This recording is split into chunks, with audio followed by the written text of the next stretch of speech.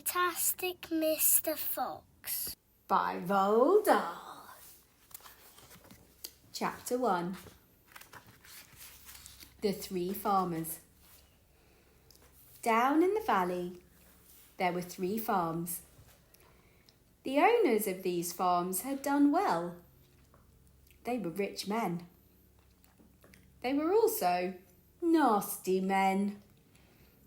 All 3 of them were about as nasty and mean as any man you could meet. Their names were Farmer Boggis, Farmer Bunce, and Farmer Bean. Boggis was a chicken farmer. He kept thousands of chickens. He was enormously fat. This was because he ate 3 boiled chickens smothered with dumplings every day for breakfast, lunch, and supper. Bunce was a duck and goose farmer. He kept thousands of ducks and geese. He was a kind of pot-bellied dwarf. What's a dwarf? A dwarf is a mythical creature who's very short, like a very short man, like a child-sized man, but it's a mythical creature. He was so short, he's thin, his chin would have been underwater in the shallow end of any swimming pool in the world. His food was doughnuts and goose livers. He mashed the livers into a disgusting paste and then stuffed the paste into the doughnuts. This diet gave him a tummy ache and a beastly temper. What's a beastly temper? A bad temper. He was very cross all the time. Ooh. Bean was a turkey and apple farmer. He kept thousands of turkeys in an orchard full of apple trees. He never ate. So thin. He does look so thin. He never ate any food at all. Oh my God. Instead, he drank gallons of strong cider, which he made from apples in his orchard. He was as thin as a pencil and the cleverest of them all. Boggis, Bunce and Bean, one short, one fat, one lean. Those horrible crooks, so different in looks, were nonetheless equally mean. This is what the children round about used to sing when they saw them. Chapter 2. Mr. Fox. On a hill above the valley, there was a wood. In the wood, there was a huge tree. Under the tree, there was a hole. In the hole lived Mr. Fox and Mrs. Fox and their 4 small foxes. Every evening, as soon as it got dark, Mr. Fox would say to Mrs. Fox, "Well, my darling, what shall it be this time? A plump chicken from Boggis? A duck or goose from Bunce? Or a nice turkey from Bean?" And when Mrs. Fox had told him what she wanted, Mr. Fox would creep down into the valley in the darkness of the night and help himself.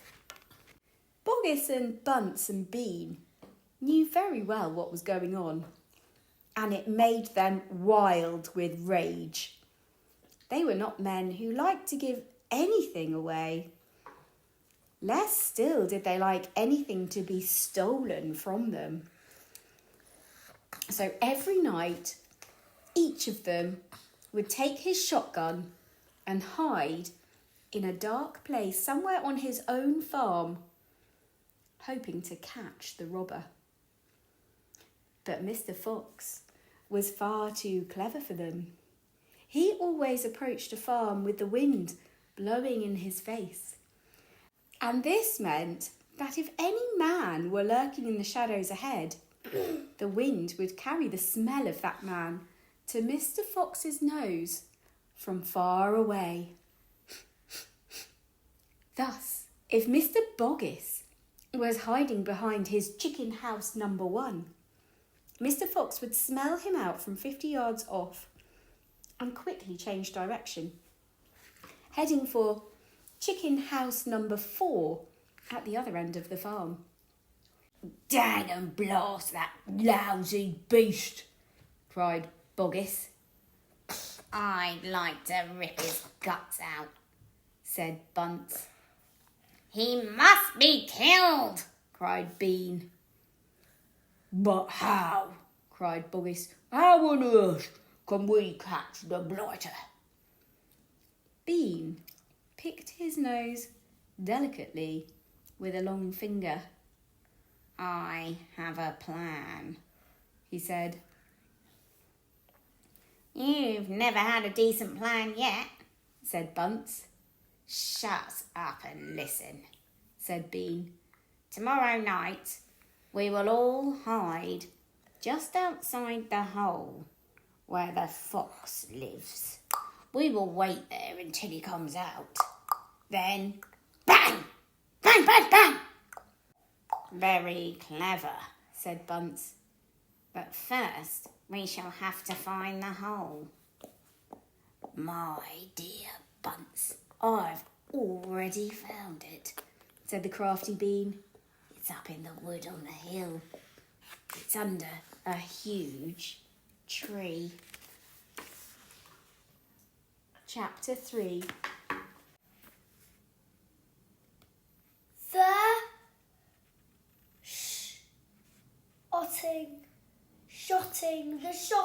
The shooting. "Well, my darling," said Mr. Fox, "what shall it be tonight?" "I think we'll have duck tonight," said Mrs. Fox. "Bring us 2 fat ducks, if you please. 1 for you and me, and 1 for the children." "Ducks it shall be," said Mr. Fox. "Bunce's best." "Now do be careful," said Mrs. Fox. "My darling," said Mr. Fox, "I can smell those goons a mile away. I can even smell one from the other. Boggis gives off a filthy stink of rotten chicken skins. Bunce reeks of goose livers. And as for Bean, the fumes of apple cider hang around him like poisonous gases." "Yes, but just don't get careless," said Mrs. Fox. "You know they'll be waiting for you, all 3 of them." "Don't you worry about me," said Mr. Fox. "I'll see you later." But Mr. Fox would not have been quite so cocky had he known exactly where the 3 farmers were waiting at that moment. They were just outside the entrance to the hole, each one crouching behind a tree with his gun loaded. And what is more, they had chosen their positions very carefully, making sure that the wind was not blowing from them towards the fox's hole. In fact, it was blowing in the opposite direction. There was no chance of them being smelled out. Mr. Fox crept up the dark tunnel to the mouth of his hole. He poked his long, handsome face out into the night air and sniffed once. He moved an inch or 2 forward and stopped. He sniffed again. He was always especially careful when coming out from his hole. He inched forward a little more. The front half of his body was now in the open. His black nose twitched from side to side, sniffing and sniffing for the scent of danger.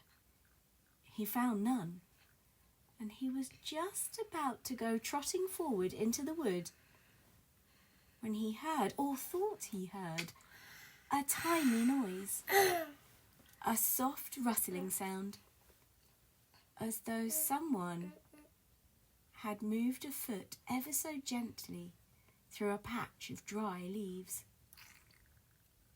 Mr. Fox flattened his body against the ground and lay very still, his ears pricked. He waited a long time, but he heard nothing more. It must have been a field mouse, he told himself, or some other small animal. He crept a little further out of the hole. Then, further still, he was almost right out in the open now. He had a last careful look round. The wood was murky and very still. Somewhere in the sky the moon was shining. Just then, his sharp night eyes caught the glint of something bright behind a tree not far away. It was a small silver speck of moonlight, shining on a polished surface. Mr. Fox lay still, watching it. What on earth was it? Now it was moving. It was coming up and up. Great heavens! It was the barrel of a gun. Quick as a whip, Mr. Fox jumped back into his hole, and at that same instant the entire wood seemed to explode around him. Bang! Bang! Bang! Bang! Bang! Bang! The smoke from the 3 guns floated upwards in the night air. Boggis and Bunce and Bean came out from behind their trees and walked towards the hole. Did we get him? Said Bean. One of them shone a flashlight on the hole, and there on the ground, in the circle of light, half in and half out of the hole, lay the poor, tattered, blood-stained remains of a fox's tail. Bean picked it up. We got the tail but missed the fox, he said, tossing the thing away. Dang and blast, said Boggis. We shot too late. We should have let fly the moment he poked his head out. He won't be poking it out again in a hurry, Bunce said.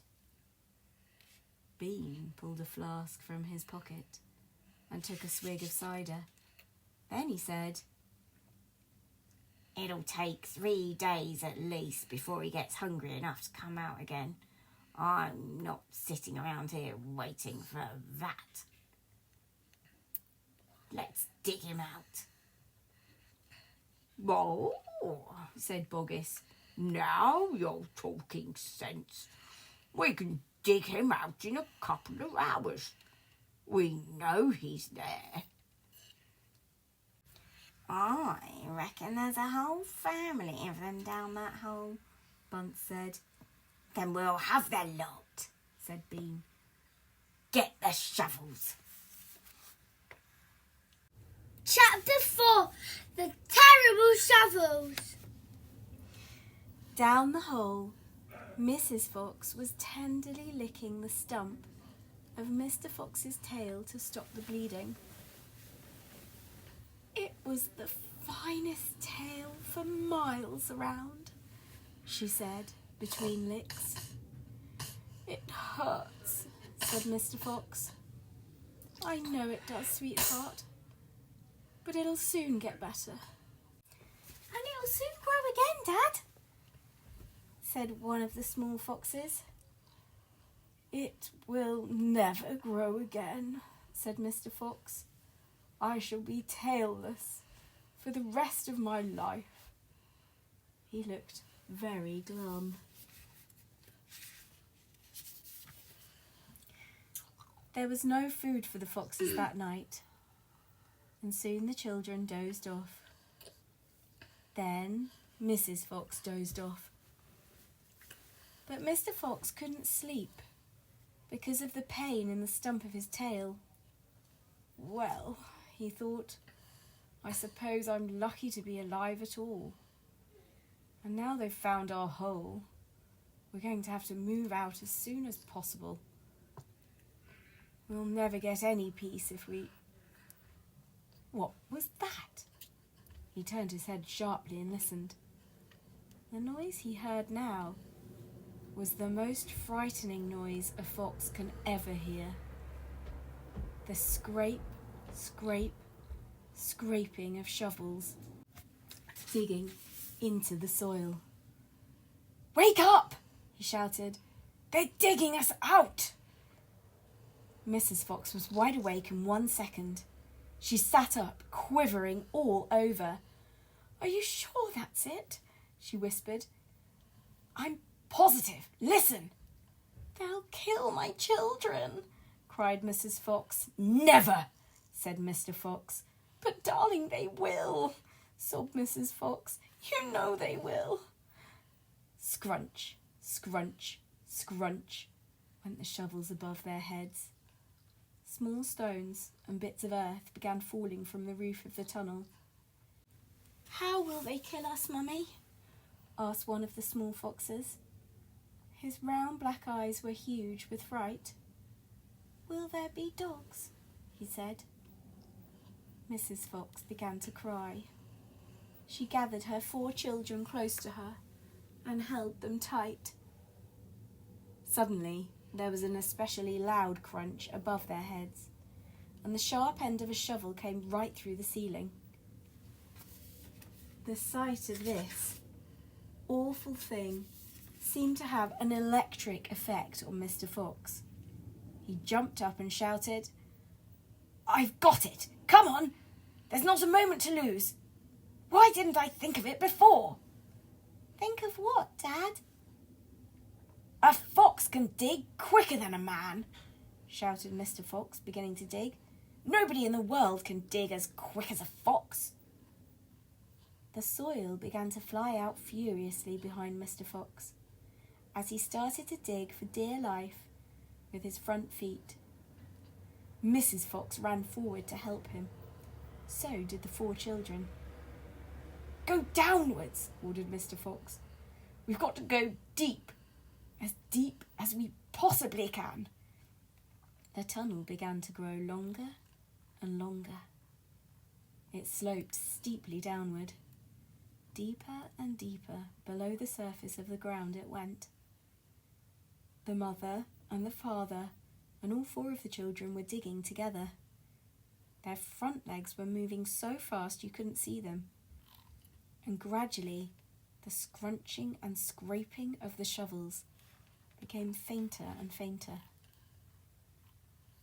After about an hour, Mr. Fox stopped digging. "Hold it," he said. They all stopped. They turned and looked back up the long tunnel they had just dug. All was quiet. "Phew," said Mr. Fox. "I think we've done it. They'll never get as deep as this. Well done, everyone." They all sat down, panting for breath. And Mrs. Fox said to her children,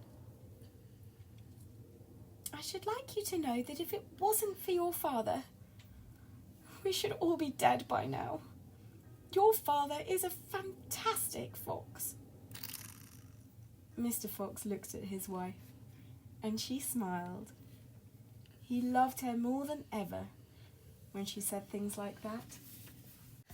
Chapter 5. The Terrible Tractors. As the sun rose the next morning, Boggis and Bunce and Bean were still digging. They had dug a hole so deep you could have put a house into it. But they had not yet come to the end of the fox's tunnel. They were all very tired and cross. Dang and blast, said Boggis. Whose rotten idea was this? Bean's idea, said Bunce. Boggis and Bunce both stared at Bean.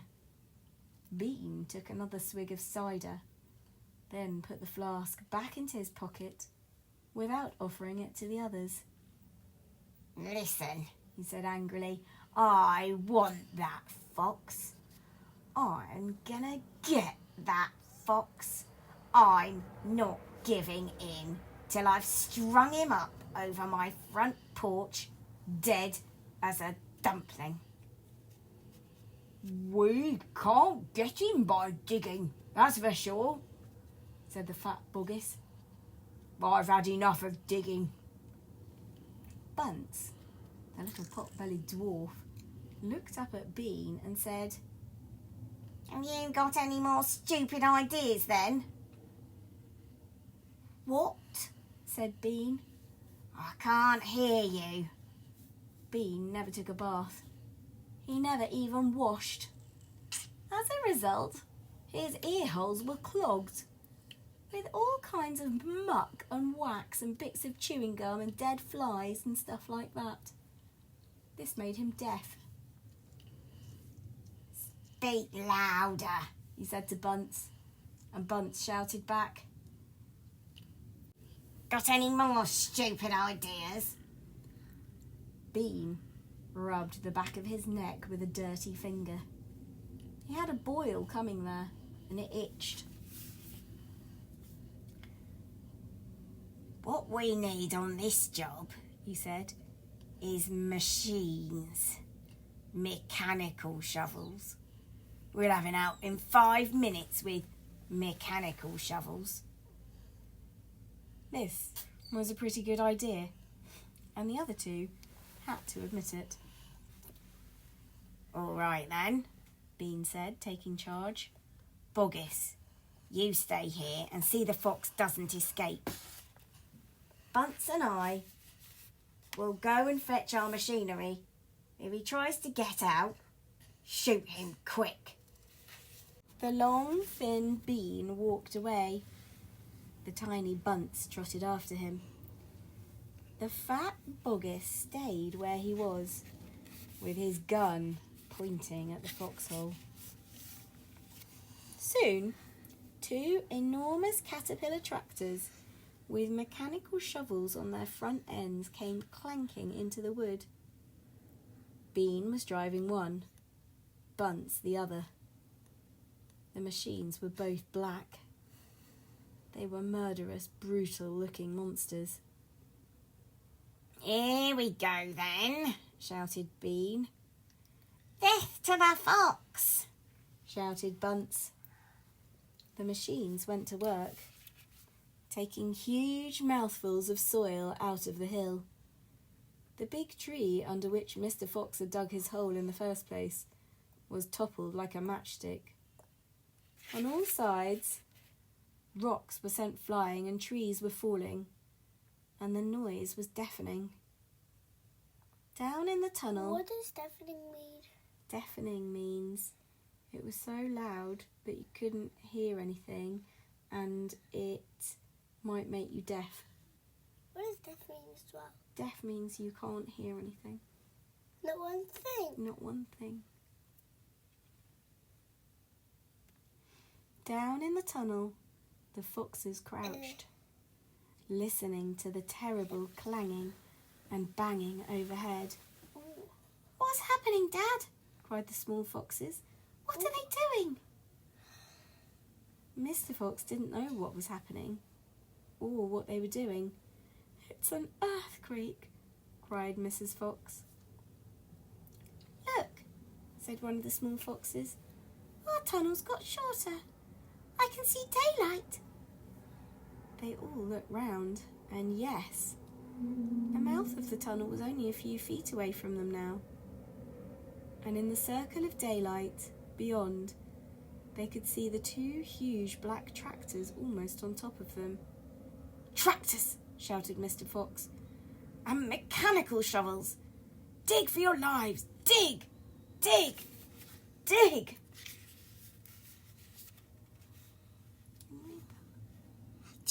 Chapter 6. The Race. Now, there began a desperate race, the machines against the foxes. In the beginning, the hill looked like this. After about an hour, the machines bit away more and more soil from the hilltop. It looked like this. Sometimes the foxes would gain a Like little a ground, monster house. and the clanking noises would grow fainter. And Mr. Fox would say, "We're going to make it, I'm sure we are." But then a few moments later the machines would come back at them, and the crunch of the mighty shovels would get louder and louder. Once the foxes actually saw the sharp metal edge of one of the shovels as it scraped up the earth just behind them. "Keep going, my darlings," panted Mr. Fox. "Don't give up."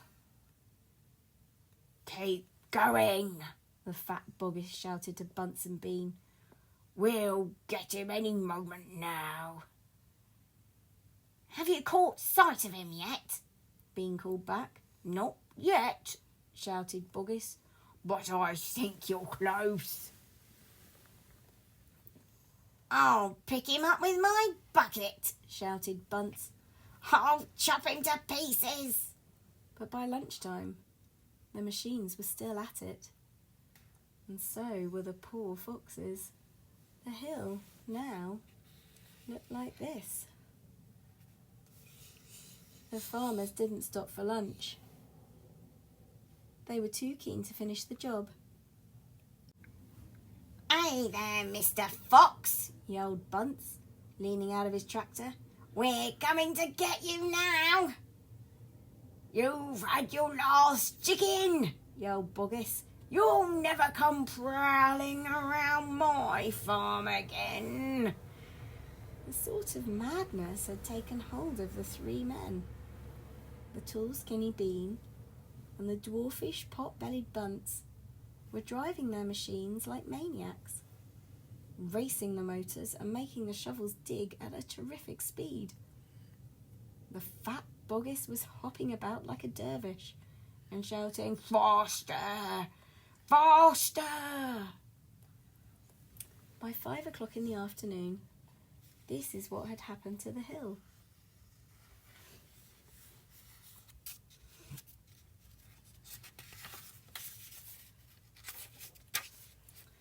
The hole the machines had dug was like the crater of a volcano. It was such an extraordinary sight that crowds of people came rushing out from the surrounding villages to have a look. They stood at the edge of the crater and stared down at Boggis and Bunce and Bean. "Hey there, Boggis, what's going on?" We're after a fox. "You must be mad." The people jeered and laughed. But this only made the three farmers more furious and more obstinate. What does obstinate mean? I'm furious. Obstinate means you're not going to change your mind. This only made the three farmers more furious, which means angry, and more obstinate and more determined than ever not to give up until they had caught the fox. Chapter 7.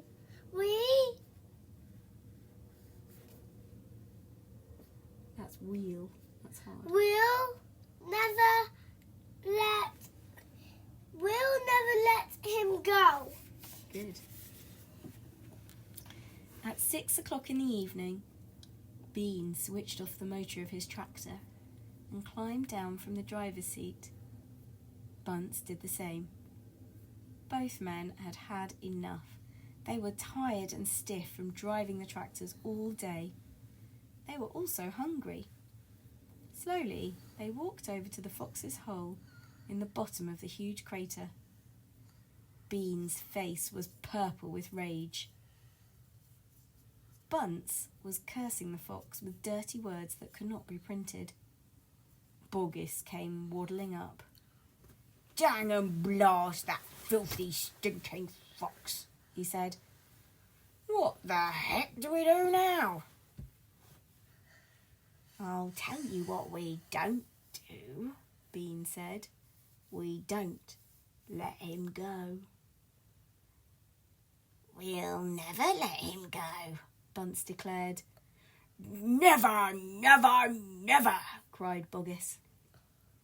Did you hear that, Mr. Fox? Yelled Bean, bending low and shouting down the hole. It's not over yet, Mr. Fox. We're not going home till we've strung you up dead as a dingbat. Whereupon the three men all shook hands with one another and swore a solemn oath that they would not go back to their farms until the fox was caught. What's the next move? Asked Bunce, the pot-bellied dwarf. We're sending you down the hole to fetch him up, said Bean. Down you go, you miserable midget.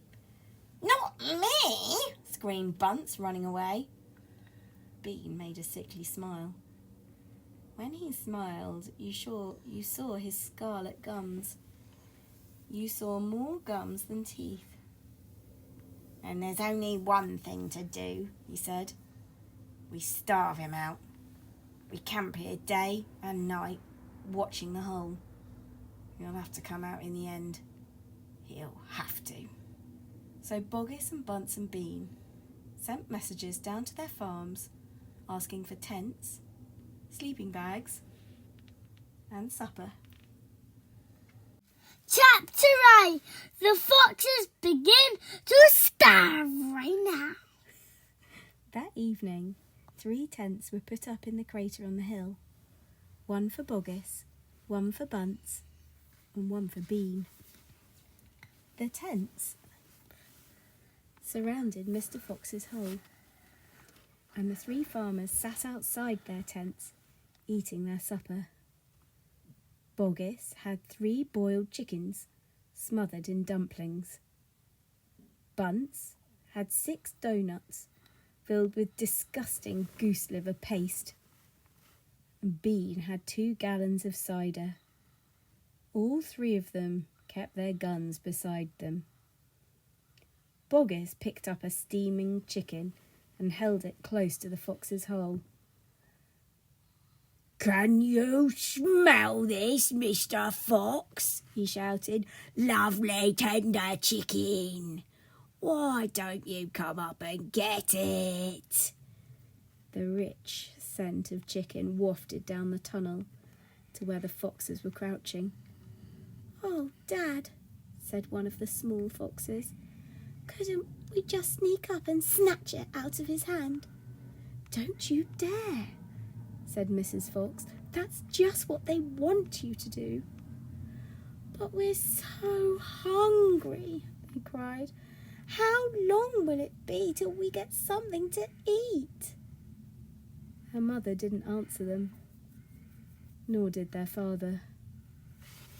There was no answer to give.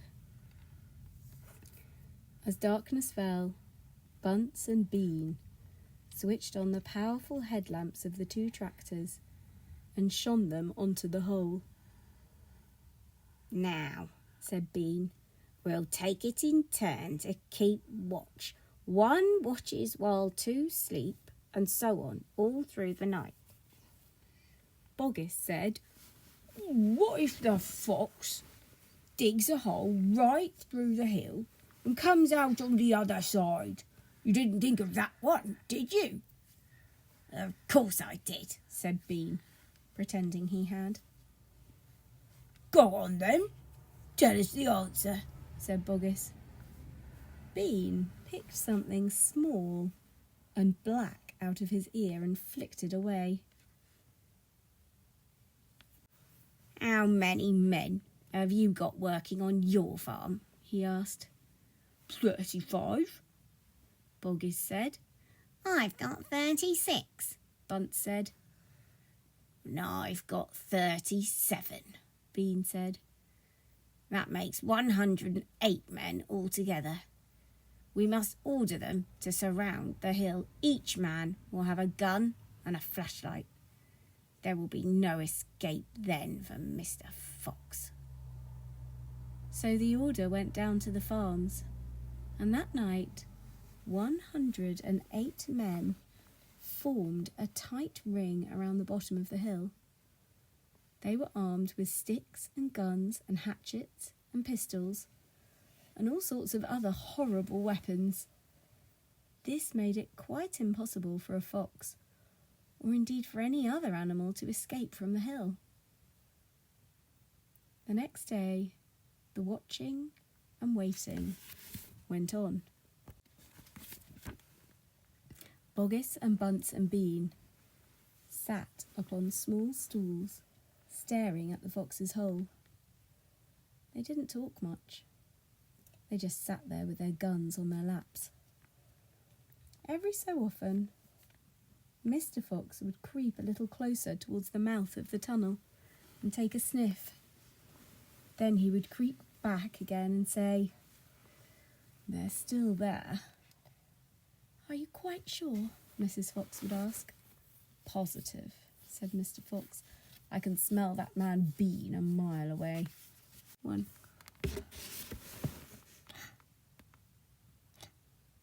Chapter 9.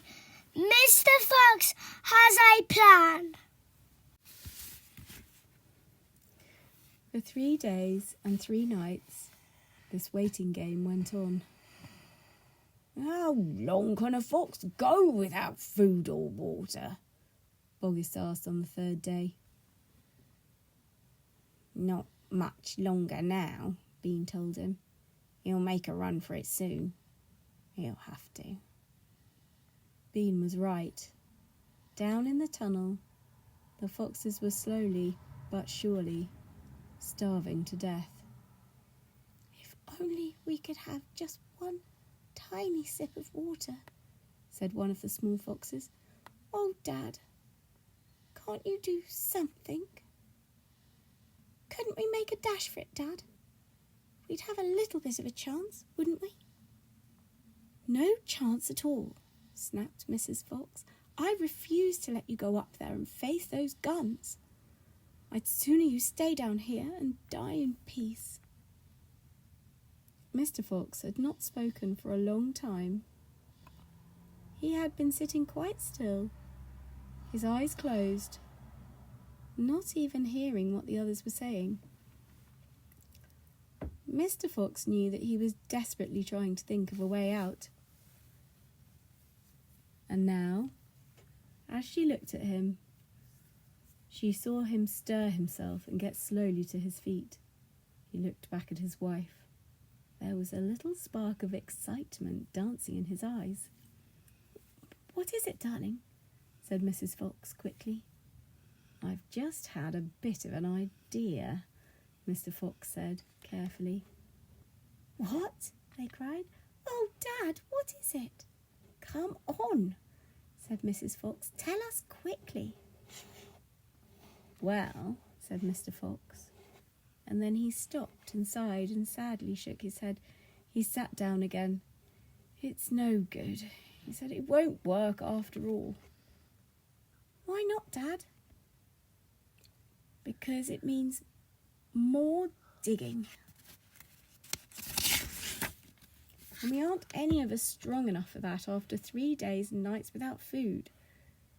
"Yes, we are, Dad," cried the small foxes, jumping up and running to their father. "We can do it. You see if we can't. So can you." Mr. Fox looked at the 4 small foxes and he smiled. "What fine children I have," he thought. "They are starving to death and they haven't had a drink for 3 days, but they are still undefeated. I must not let them down. I suppose we could give it a try," he said. "Let's go, Dad.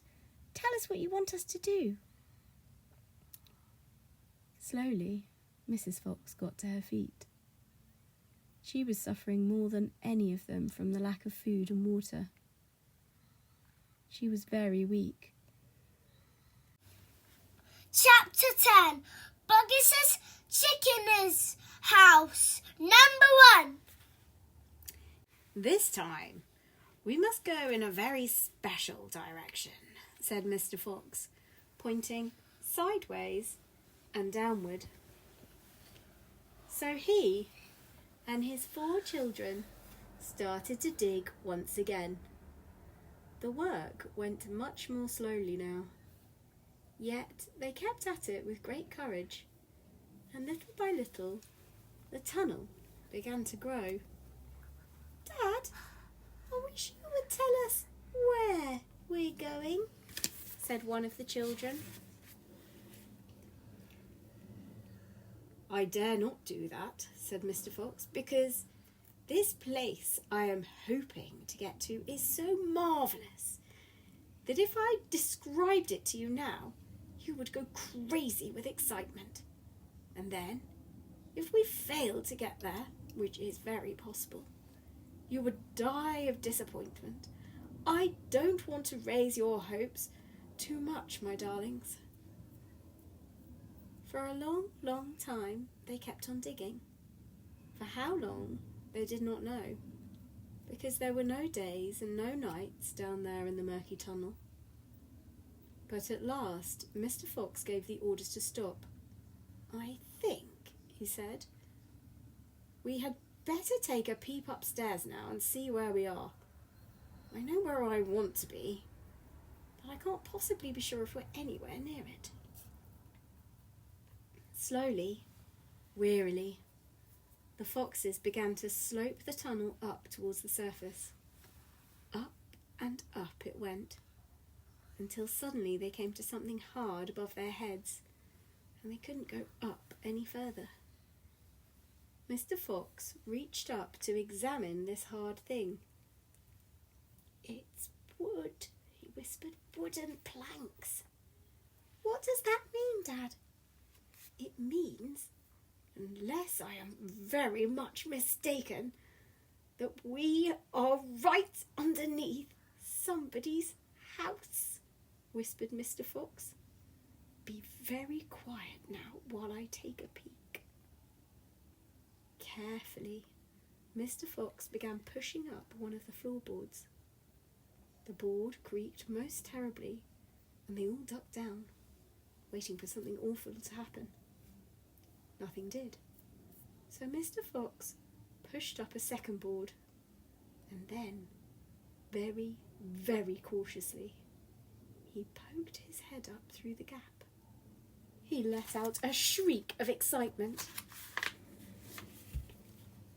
I've done it! He yelled. I've done it first time! I've done it! I've done it!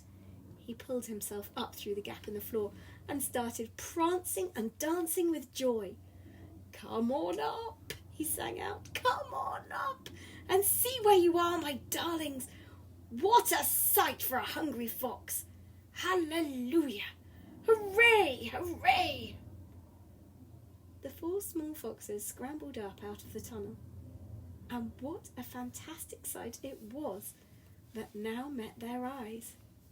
They were in a huge shed, and the whole place was teeming with chickens. There were white chickens and brown chickens and black chickens by the 1,000. Boggus's chicken house number 1, cried Mr. Fox. It's exactly what I was aiming at. I hit it slap in the middle. First time, isn't that fantastic? And, if I may say so, rather clever. The small foxes went wild with excitement. They started running around in all directions, chasing the stupid chickens. Wait, ordered Mr. Fox. Don't lose your heads. Stand back, calm down. Let's do this properly. First of all, everyone have a drink of water. They all ran over to the chicken's drinking trough and lapped up the lovely, cool water. Then Mr. Fox chose 3 of the plumpest hens and with a clever flick of his jaws, he killed them instantly. Back in the tunnel, he ordered, "Come on." No fooling around. The quicker you move, the quicker you shall have something to eat. One after another, they climbed down through the hole in the floor, and soon they were all standing once again in the dark tunnel. Mr. Fox reached up and pulled the floorboards back into place. He did this with great care. He did it so that no one could tell they had ever been moved. "My son," he said, giving the 3 plump hens to the biggest of his 4 small children. "Run back with these to your mother. Tell her to prepare a feast. Tell her the rest of us will be along in a jiffy, as long as we have made a few other little arrangements." Chapter 11. A surprise for Mrs. Fox. The small fox ran back along the tunnel as fast as he could, carrying the 3 plump hens. He was exploding with joy. "Just wait," he kept thinking. "Just wait till Mummy sees these." He had a long way to run, but he never stopped once on the way, and he came bursting in upon Mrs. Fox. "Mummy!" he cried, out of breath. "Look, Mummy, look! Wake up and see what I've brought you." Mrs. Fox, who was weaker than ever now from lack of food, opened one eye and looked at the hens. "I'm dreaming," she murmured, and closed the eye again. "You're not dreaming, Mummy. They're real chickens. We're saved. We're not going to starve." Mrs. Fox opened both eyes and sat up quickly. "But, my dear child," she cried, "where on earth?" "Boggis's chicken house #1, spluttered the small fox. "We tunnelled right up under the floor, and you've never seen so many big fat hens in all your life. And Dad said to prepare a feast. They'll be back soon." The sight of food seemed to give new strength to Mrs. Fox. "A feast it shall be," she said, standing up. "Oh, what a fantastic fox your father is. Hurry up, child, and start plucking those chickens." Far away, down in the tunnel, the fantastic Mr. Fox was saying, "Now for the next bit, my darlings. This one will be as easy as pie. All we have to do is dig another little tunnel from here to there." "To where, Dad?" "Don't ask so many questions. Start digging."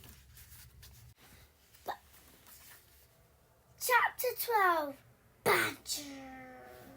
Mr. Fox and the 3 remaining small foxes dug fast and straight.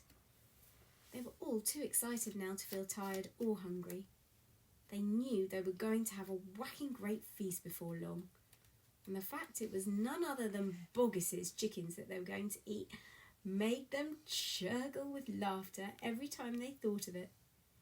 It was lovely to realise that while the fat farmer was sitting up there on the hill, waiting for them to starve, he was also giving them their dinner, without knowing it.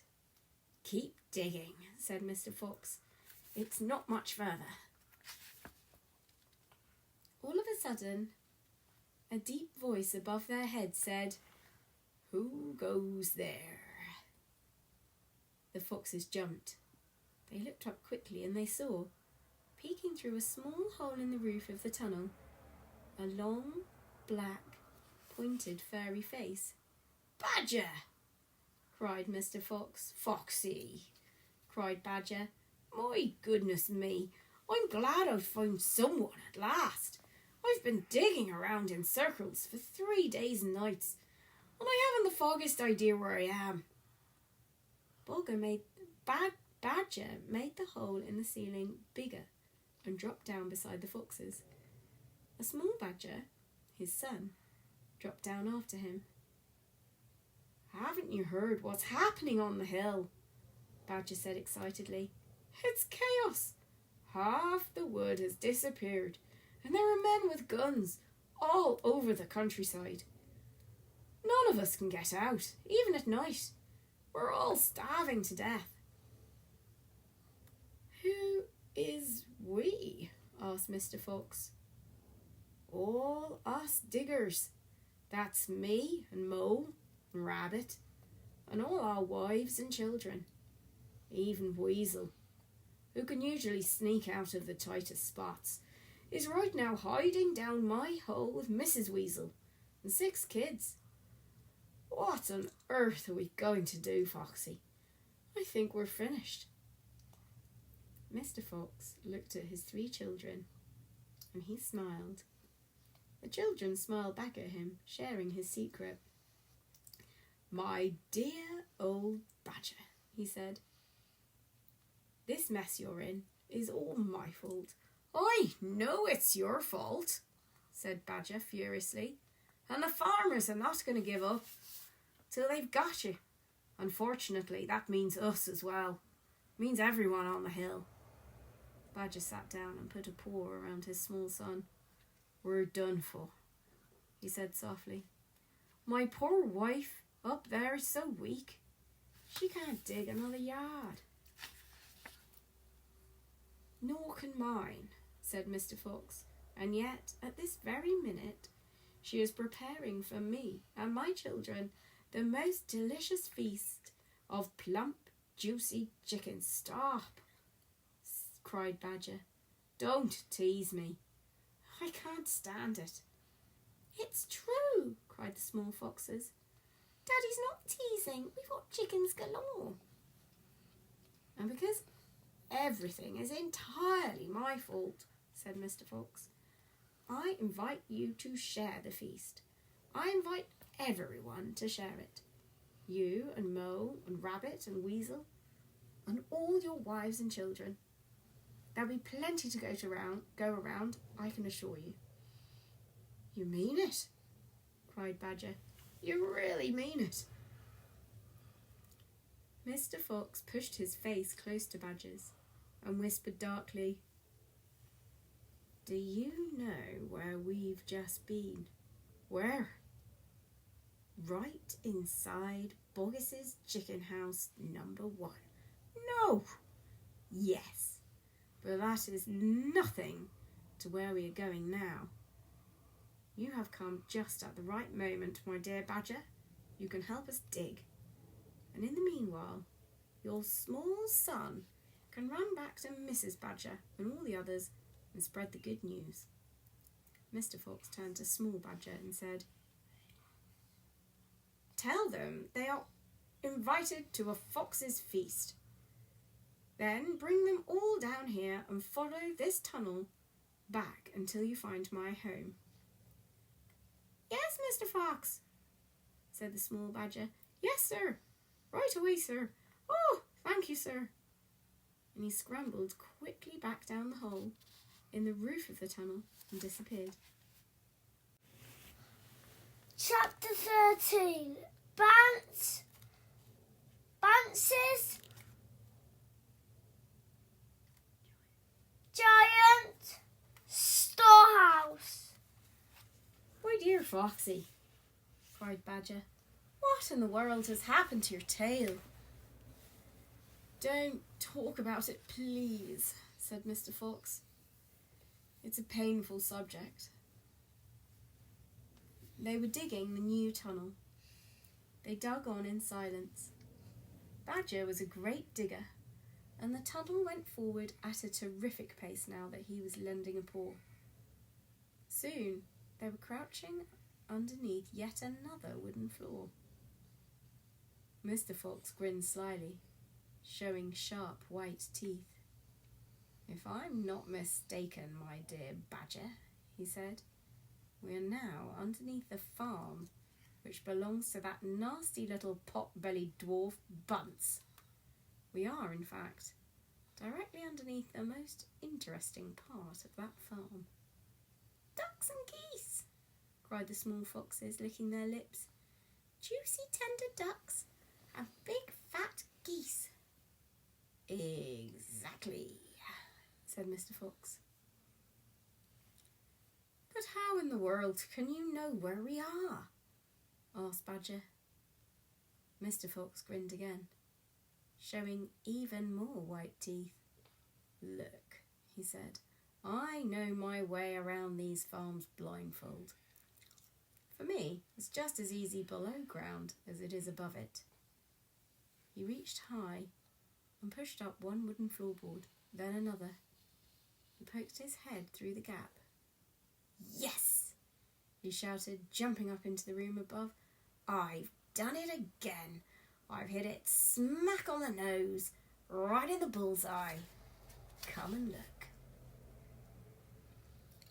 Quickly, Badger and the 3 small foxes scrambled up after him.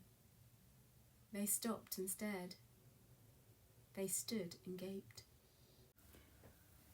They were so overwhelmed they couldn't speak, for what they now saw was a kind of fox's dream, a badger's dream, a paradise for hungry animals.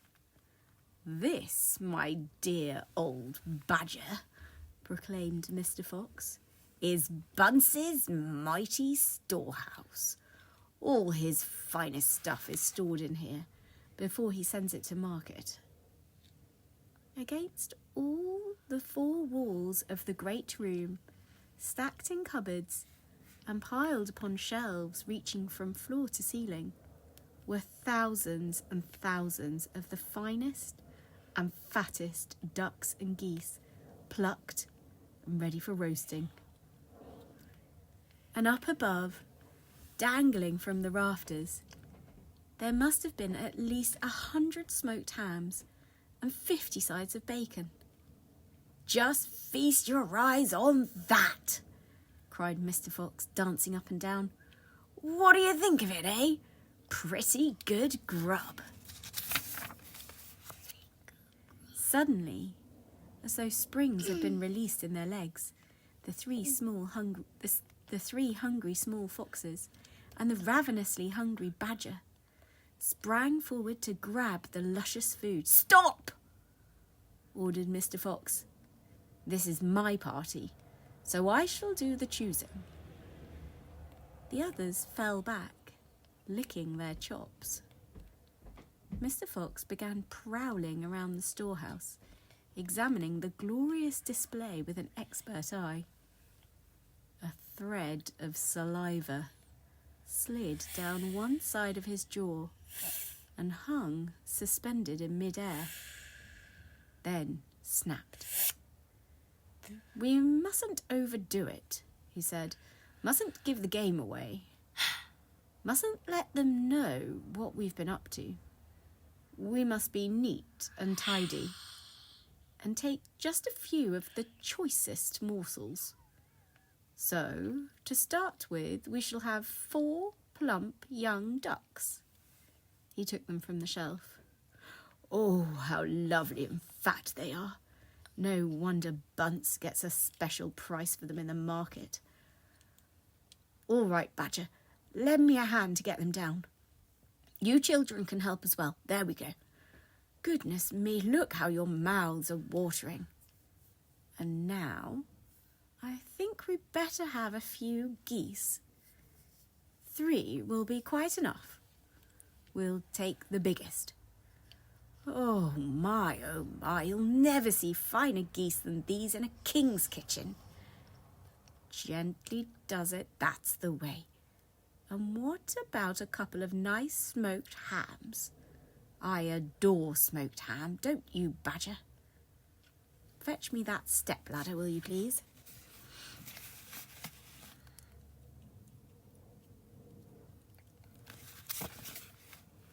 Mr. Fox climbed up the ladder and handed down 3 magnificent hams. And do you like bacon, Badger? I'm mad about bacon, cried Badger, dancing with excitement. Let's have a side of bacon. That big one up there. And carrots, Dad, said the smallest of the 3 small foxes. We must take some of those carrots. Don't be a twerp, said Mr. Fox. You know we never eat things like that. It's not for us, Dad. It's for the rabbits. They only eat vegetables. My goodness me, you're right, cried Mr. Fox. What a thoughtful little fellow you are. Take 10 bunches of carrots. Soon all this lovely loot was lying in a neat heap upon the floor. The small foxes crouched close, their noses twitching, their eyes shining like stars. And now, said Mr. Fox, we shall have to borrow from our friend Bunce 2 of those useful pushcarts over there in the corner. He and Badger fetched the pushcarts, and the ducks and geese and hams and bacon were loaded onto them. Quickly, the pushcarts were lowered through the hole in the floor. The animals slid down after them. Back in the tunnel, Mr. Fox again pulled the floorboards very carefully into place, so that no one can see they had been moved. My darlings, he said, pointing to 2 of the 3 small foxes, take a cart each and run back as fast as you can to your mother. Give her my love and tell her we are having guests for dinner. The badgers, the moles, the rabbits and the weasels. Tell her it must be a truly great feast. And tell her the rest of us will be home as soon as we've done one more little job. Yes, Dad. Right away, Dad, they answered, and they grabbed a trolley each and went rushing off down the tunnel. Chapter 14. Badger has doubts. Excellent. Just one more visit, cried Mr. Fox. And I bet I know where that'll be, said the only small fox now left. He was the smallest fox of them all. Where? Asked Badger. Well, said the smallest fox, we've been to Boggis and we've been to Bunce, but we haven't been to Bean. It must be Bean. You are right, said Mr. Fox. But what you don't know is which part of Bean's place we are about to visit. Which? They said, both together. Aha, said Mr. Fox. Just you wait and see. They were digging as they talked. Their tunnel was going forward fast. Suddenly Badger said, Doesn't this worry you? Just a tiny bit, Bad Foxy. Worry me, said Mr. Fox. What? All this stealing. Mr. Fox stopped digging and stared at Badger as though he had gone completely dotty. My dear old furry frump, he said. Do you know anyone in the whole world who wouldn't swipe a few chickens if his children were starving to death? There was a short silence while Badger thought deeply about this. You are far too respectable, said Mr. Fox. There's nothing wrong with being respectable, Badger said. Look, said Mr. Fox. Boggis and Bunce and Bean are out to kill us. You realise that, I hope? I do, Foxy. I do indeed, said the gentle Badger.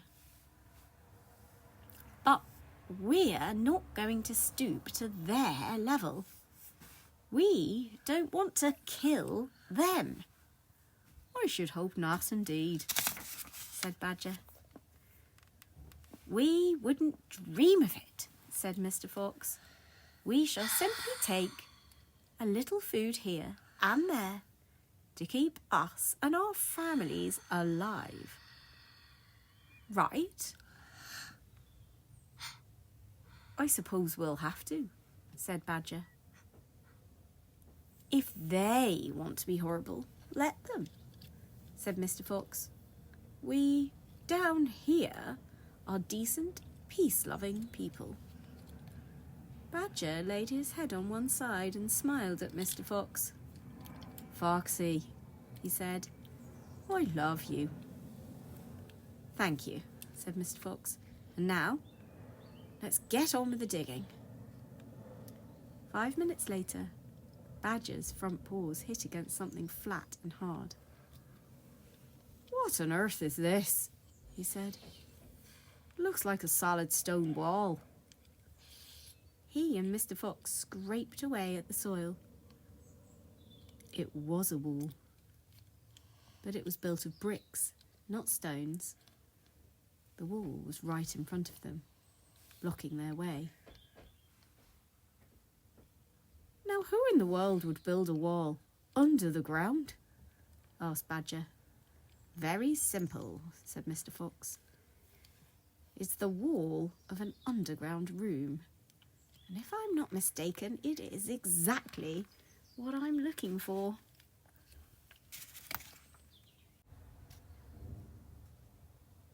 Chapter 15. Beans, secret, cider, cellar. Mr. Fox examined the wall carefully. He saw that the cement between the bricks was old and crumbly. So he loosened a brick without much trouble and pulled it away. Suddenly,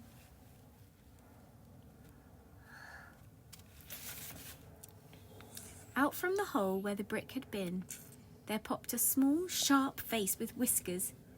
Go away, It snapped. you can't come in here. It's private. Good Lord, said Badger. It's Rat. You saucy beast, said Mr. Fox. I should have guessed we'd find you down here somewhere. Go away, Shrieked Rat. go on, beat it. This is my private pitch. Shut up, said Mr. Fox. I will not shut up. Shrieked Rat. This is my place. I got here first. Mr. Fox gave a brilliant smile, flashing his white teeth. My dear Rat, he said softly, I am a hungry fellow, and if you don't hop it quickly, I shall eat you up in one gulp. That did it.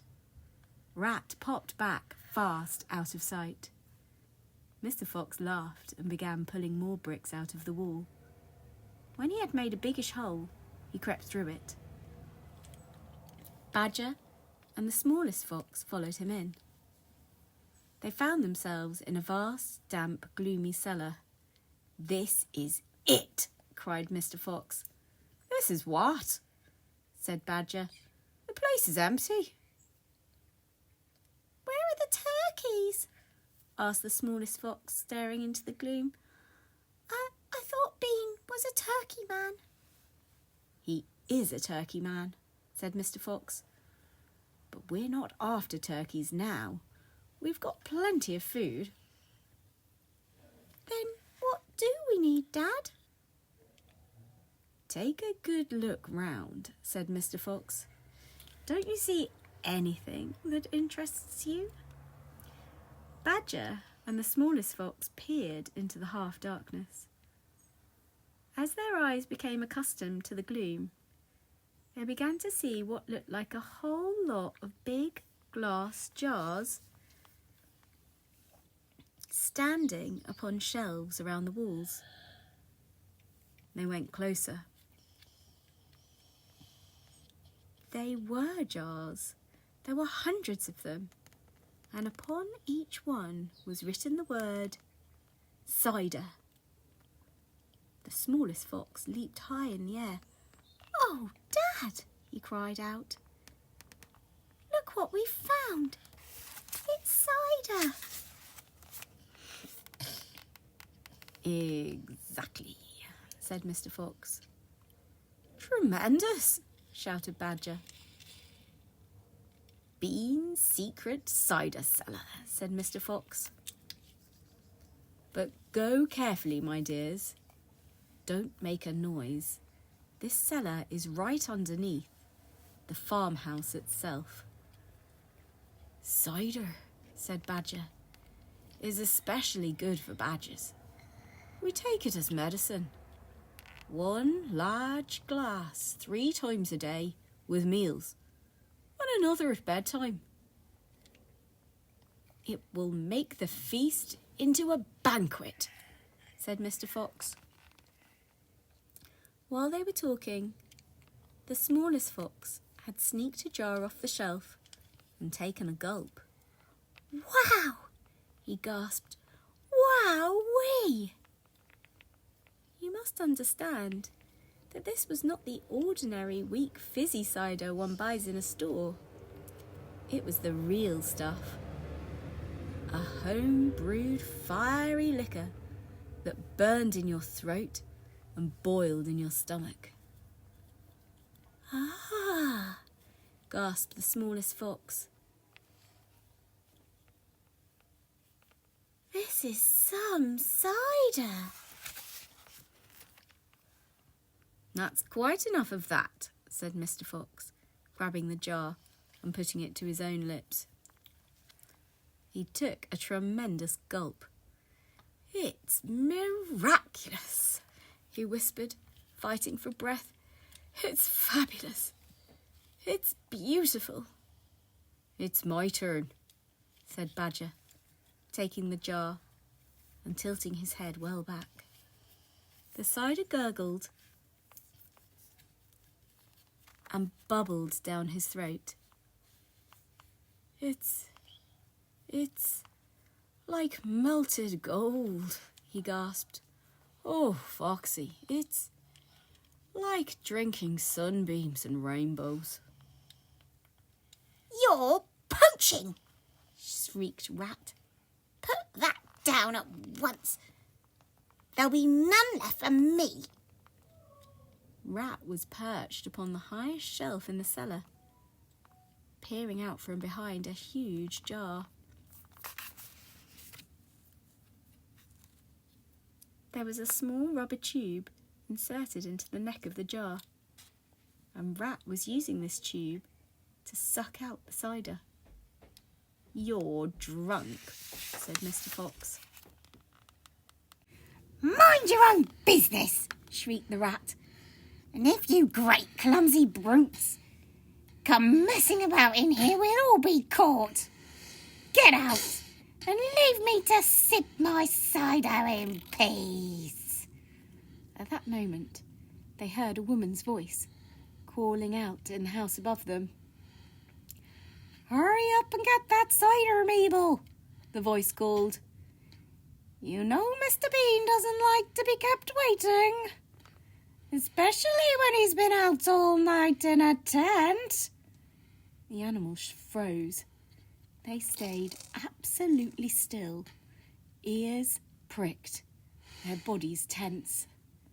Then they heard the sound of a door being opened. And the door was at the top of a flight of stone steps leading down from the house into the cellar. And now someone was starting to come down those steps. Chapter 16, The Woman. Quick, Said Mr. Fox. hide. He and Badger and the smallest fox jumped up onto a shelf and crouched behind a row of big cider jars. Peering around the jars, they saw a huge woman coming down into the cellar. At the foot of the steps, the woman paused, looking to left and right. Then she turned and headed straight for the place where Mr. Fox and Badger and the smallest fox were hiding. She stopped right in front of them. The only thing between her and them was a row of cider jars. She was so close. Mr. Fox could hear the sound of her breathing. Peeping through the crack between two bottles, he noticed that she carried a big rolling pin in one hand. How many will you want this time, Mrs. Bean? The woman shouted. And from the top of the steps, the other voice called back, "Bring up 2 or 3 jars." You drank 4 yesterday, Mrs. Bean. "Yes, but he won't want that many today, 'cause he's not going to be up there more than a few hours longer. He says the fox is bound to make a run for him this morning. He can't possibly stay down that hole another day without food." The woman in the cellar reached out and lifted a jar of cider from the shelf. The jar she took was next but one to the jar behind which Mr. Fox was crouching. I'll be glad when the rotten brute is killed and strung up on the front porch, she called out. And by the way, Mrs. Bean, your husband promised I could have the tail as a souvenir. "Tail's all shot to pieces," said the voice from upstairs. "Didn't you know that?" You mean it's ruined? Of course it's ruined. They shot the tail but missed the fox. Oh, look, said the big woman. I did so want that tail. You can have the head instead, Mabel. You can get it stuffed and hang it on your bedroom wall. Hurry up now with that cider. Yes, ma'am, I'm coming, said the big woman. And she took a second jar from the shelf. If she takes one more, she'll see us, thought Mr. Fox. He could feel the smallest fox's body pressed tightly against his own, Squall quivering with excitement. Will 2 be enough, Mrs. Bean? Or shall I take 3? My goodness, Mabel, I don't care so long as you get a move on. Then 2 it is, said the huge woman, speaking to herself now. He drinks too much anyway. Carrying a jar in each hand, and with the rolling pin tucked under one arm, she walked away across the cellar. At the foot of the steps, she paused and looked round, sniffing the air. There's rats down here again, Mrs. Bean. I can smell 'em. Then poison 'em, woman, poison them. You know where the poison's kept? Yes, ma'am, Mabel said. She climbed slowly out of sight up the steps. The door slammed. Quick, said Mr. Fox. Grab a jar each and run for it. Rat stood on his high shelf and shrieked. What did I tell you? You nearly got nabbed, didn't you? You nearly gave the game away. You keep out of here from now on. I don't want you around. This is my place. You, said Mr. Fox, are going to be poisoned. Poppycock, said the rat. I sit up here and watch her putting the stuff down. She'll never get me. Mr. Fox and Badger and the smallest fox ran across the cellar, clutching a gallon jar each. Goodbye, rat, they called out, and they disappeared through a hole in the wall. Thanks for the lovely cider. Thieves, shrieked the rat. Robbers, bandits, burglars. Chapter 17. The Great Feast. Back in the tunnel, they paused so that Mr. Fox could brick up the hole in the wall. He was humming to himself as he put the bricks back in place. "I can still taste that glorious cider," he said. "What an impudent fellow Rat is." "He has bad manners," Badger said. "All rats have bad manners. I've never met a polite rat yet." "And he drinks too much," said Mr. Fox, putting the last brick in place. "There we are. Now, home to the feast." They grabbed their jars of cider and off they went. Mr. Fox was in front. The smallest fox came next and Badger last. Along the tunnel they flew, past the turning that led to Bunce's mighty storehouse, past Boggis's chicken house number 1, and then up the long home stretch towards the place where they knew Mrs. Fox would be waiting. "Keep it up, my darlings," shouted Mr. Fox. "We'll soon be there. Think what's waiting for us at the other end. And just think what we're bringing home with us in these jars. That ought to cheer up poor Mrs. Fox." Mr. Fox sang a little song as he ran. "Home again, swiftly I glide, back to my beautiful bride. She'll not feel so rotten as soon as she's gotten some cider inside her inside." Then Badger joined in. "Oh, poor Mrs. Badger," he cried. "So hungry she very near died. But she'll not feel so hollow if only she'll swallow some cider inside her inside."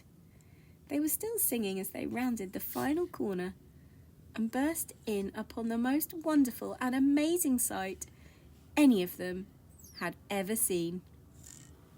The feast was just beginning. A large dining room had been hollowed out of the earth, and in the middle of it, seated around a huge table, were no less than 29 animals.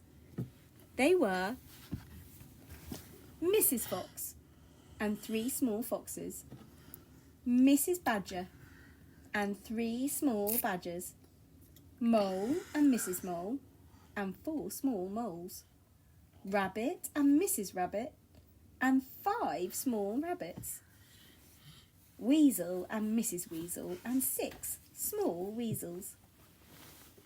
The table was covered with chickens and ducks and geese and hams and bacon, and everyone was tucking into the lovely feast.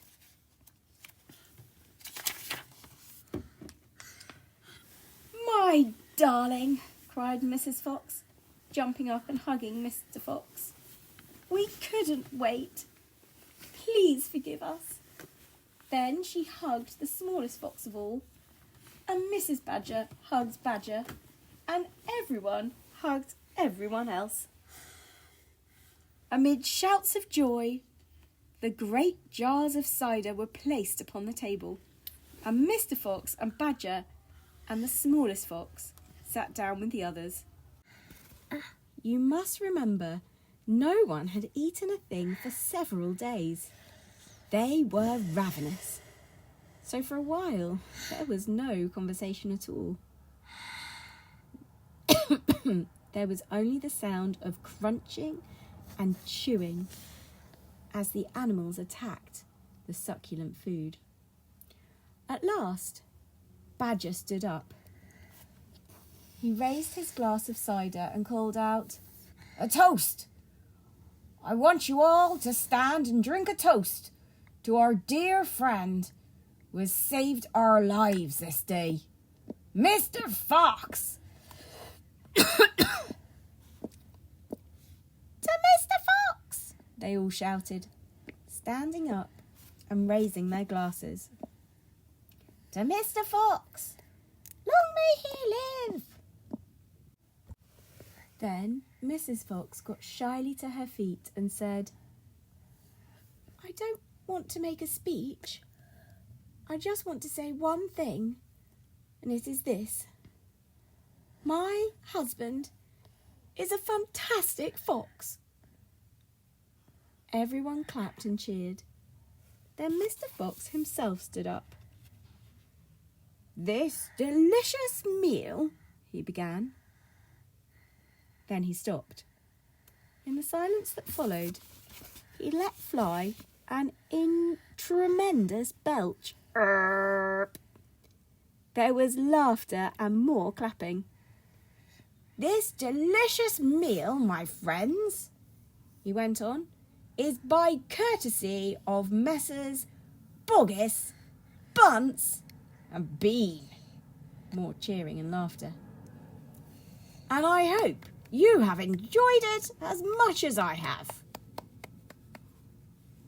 He let fly another colossal belch. Erp. "Better out than in," said Badger. "Thank you," said Mr. Fox, grinning hugely.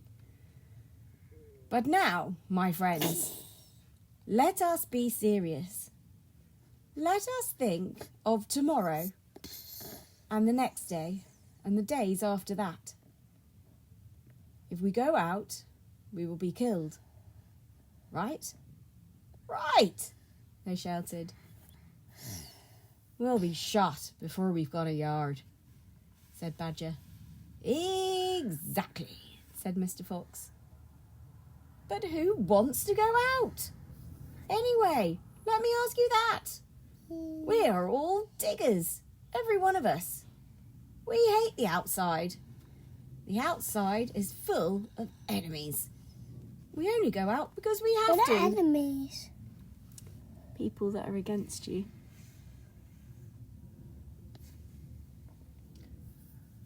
"We only go out because we have to get our food for our families.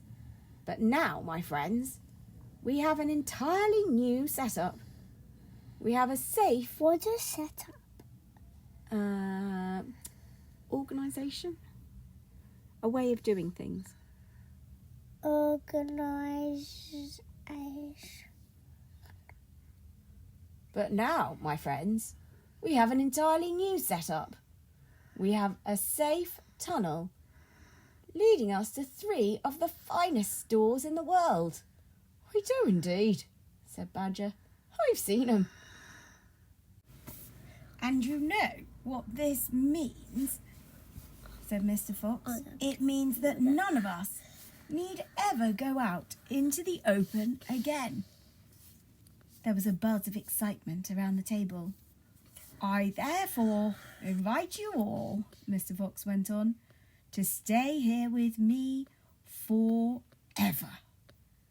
"Forever!" they cried. "My goodness, how marvellous!" And Rabbit said to Mr. Rabbit, "My dear, just think, we're never going to be shot at again in our lives."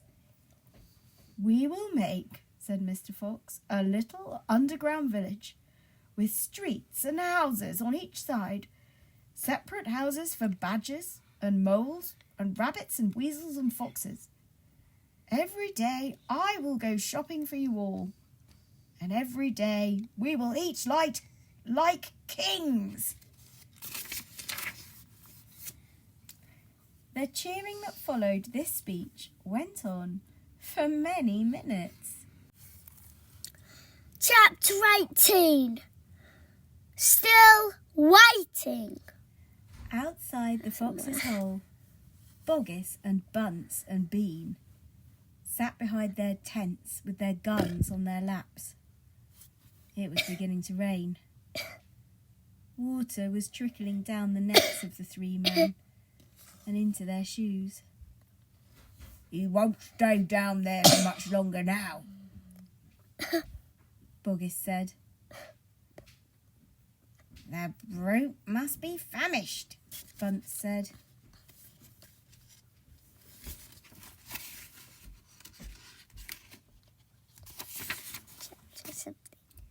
"That's right," Bean said. "He'll be making a dash for it any moment. Keep your guns handy." They sat there by the hole, waiting for the fox to come out. And so far as I know, We're still waiting. The